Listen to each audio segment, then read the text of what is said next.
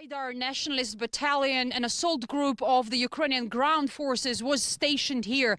They turned this former sausage production facility into their base. You can see it's very well fortified. And I say notorious because Amnesty International and the OSCE repeatedly reported numerous human rights violations by the members of this group, and UN has reported dozens of criminal investigations into their activities with charges including abduction, kidnapping, brutal behavior, sexual violence. And these people were Kiev's official representatives on the ground. We are the first journalists entering this base.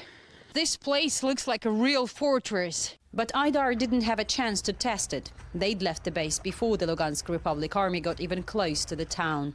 This is where Aidar members were sleeping, and we can see it's burned here. We were told that this is what they did while leaving, not to leave behind any proof of their activity. And we cannot go any further because we were told again that it could be mined.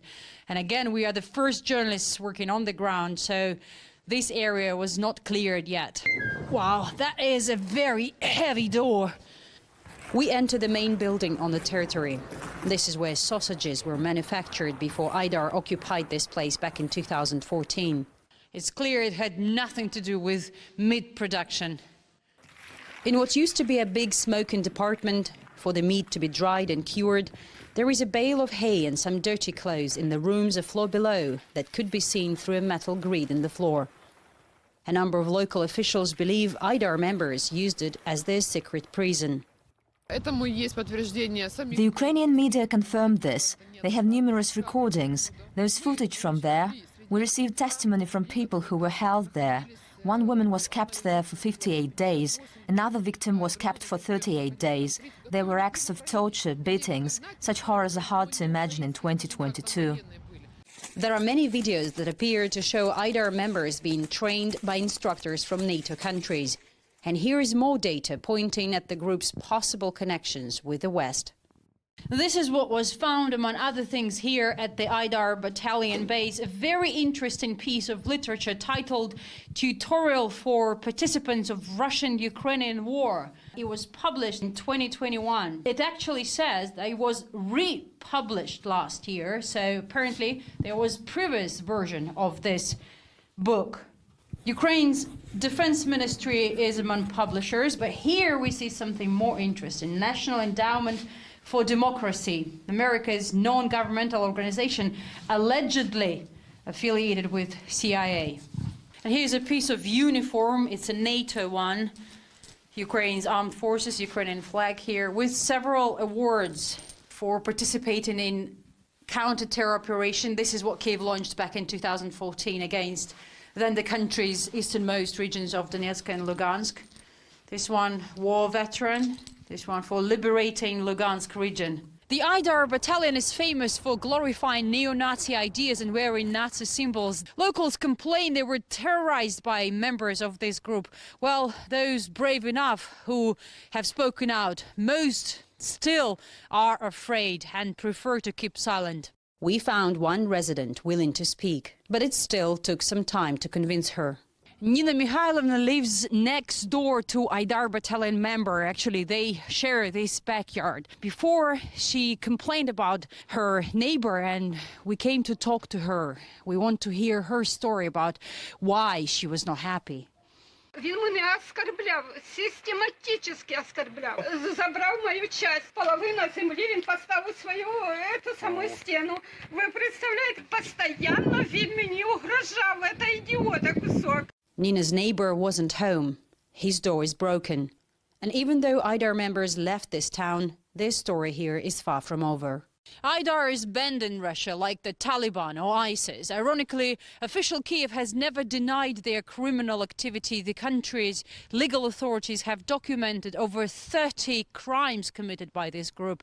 But what's interesting, no case was ever opened. And this is something the officials from the Lugansk Republic say they are going to immediately do as soon as this area is cleared from mines and they are able to come to the scene to investigate. Marifinoshna RT exclusively from the base of Aidar Battalion. After our special report from a former base of the Aidar Battalion that a local human rights watchdog called a secret jail, a man contacted me saying he spent days here as the group's prisoner. In 2014, Nikolai, with 4 of his friends, took part in a peaceful protest against Ukraine's military deployment in Lugansk and was arrested. When I remember what happened, I start shaking. I wouldn't wish on anyone what we experienced here. We were tied up, completely unarmed. They had machine guns, chains, bats. They threw us in the car and brought us here. For the interview, we take him back to the place he'd rather forget. At that time, there was no wire here. They had just settled here and did not have time to do everything the way it is now. It's been 8 years since I've been here. Thank God. The Aidar Assault Battalion had been Kiev's official people here since 2014, with all the approval to do what they wanted. Here in this room we were tortured, beaten. One of them was beating us while the other one interrogated us, and there was also a sentry. They hit us hard all over our bodies. We were all covered in bruises, unrecognisable. We were treated like cattle. They broke my arm, the little finger. They interrogated us regarding our views on Russia. They asked if we wanted the Russian world here in Ukraine. They threatened to find and kill our families. Everyone was afraid, especially for their families. Then we were thrown into a cell, a form of refrigerator. We felt like pieces of meat inside. I remember this grid. It was exactly above us. The window was covered. It was always dark, like in a punishment cell. You didn't know if it was day or night. They twisted our arms, took us to the basement and locked us in there. I don't know how long we were inside. It was a very long time. It was very cold downstairs. We sat without food and water, with wind freezing us to the bone.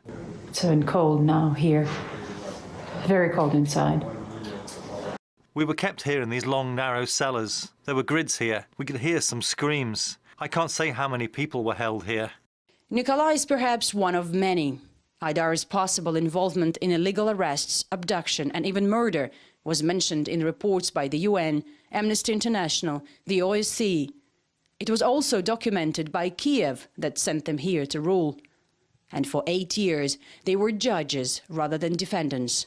Let the investigation deal with it. I think they will be punished. But hoping for the best, Nikolai can't rule out the worst. It's not his real name, and he also asked me not to show his face, in fear of vengeance.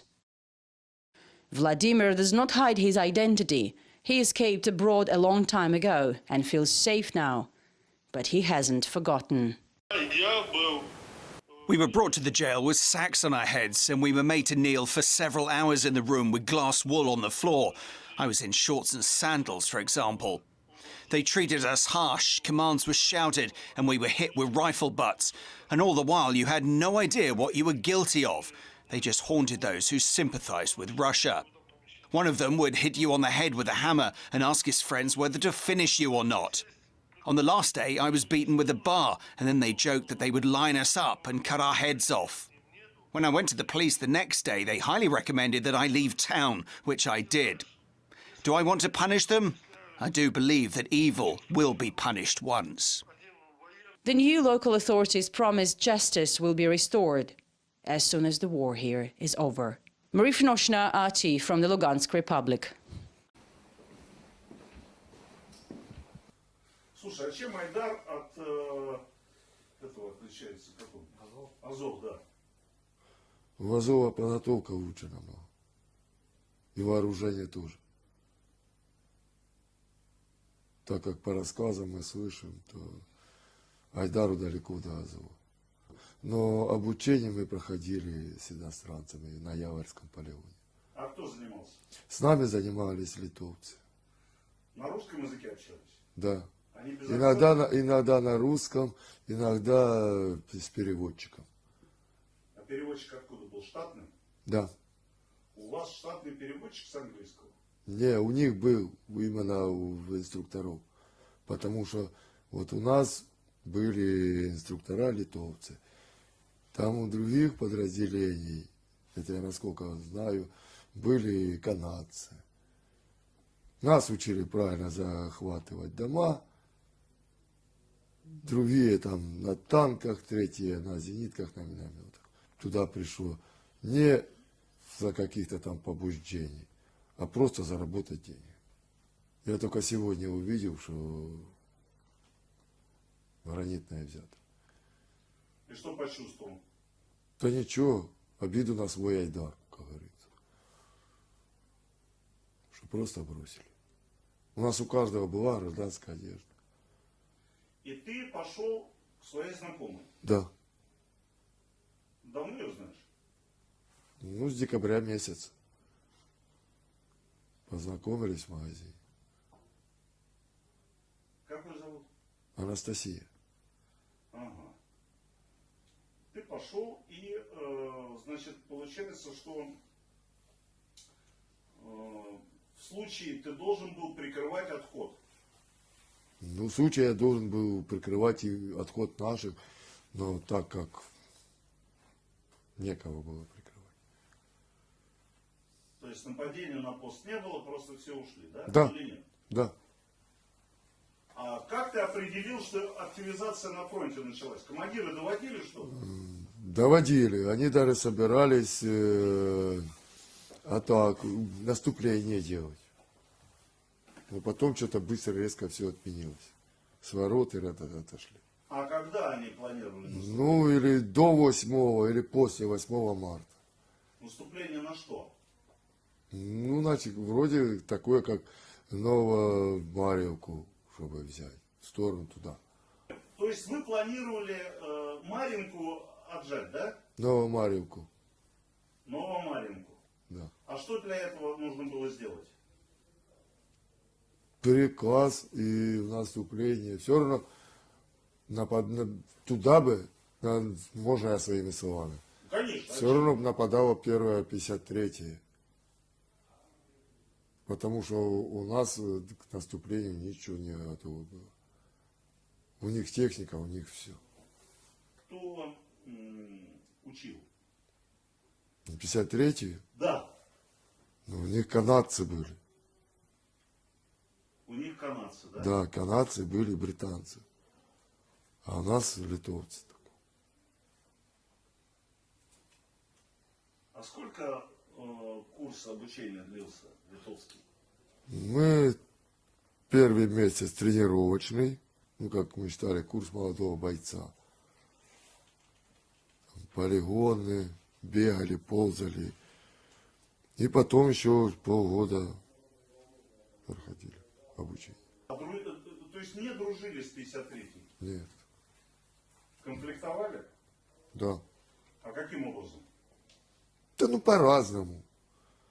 Они к нам прислали разведчиков были. Ну, там коптеры запускать, следить. Ну, те ребятки с мирными некрасиво поступили. Как? Ну, они пристрелили 2 человек. С 53-й бригады? Да, 2 разведчика. А как это было? Ну, по пьяни я точно информации не владею. Но знаю, что было дело в кафе ночью. По ночам работает кафе? Да, в гранитном, да, работала. Когда меня задержали, я сказал, что приехал в гости. Паспорт, когда проверили, у меня харьковская приписка. Ну, что я двоюродный брат ее. Что приехал 3 дня назад с Харькова. И что не успели выехать. Потом ребята зашли в помещение, нашли у меня гранату, все остальное я сдал сам. А что остальное было? Ну, автомат, 4 магазина, ну, БК, что на меня было написано. А что там по склону было? Там заряды на РПГ, это в блиндаже все оставалось. Потом ВОГи на подствольники, гранаты и патроны.